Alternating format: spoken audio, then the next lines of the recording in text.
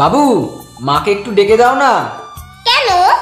সামনে তো দেওয়ালি, তাই নতুন কিছু শাড়ির কালেকশন এনেছিলাম। কিন্তু মা তো এখন আসতে পারবে না, মায়ের পায়ে তো চোট লেগেছে। ও ঠিক আছে। দাঁড়ান দাঁড়ান দাদা, ও দাদা, কই কি শাড়ি এনেছেন দেখান তো।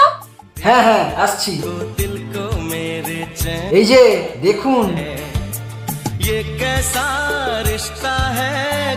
এইটা দেখুন। দাঁড়ান, আরো আছে, আমি দেখাচ্ছি। হ্যাঁ হ্যাঁ, আপনি আরো বার করুন। কি সুন্দর এই শাড়িটা। হায় ভগবান, এদের কি অবস্থা!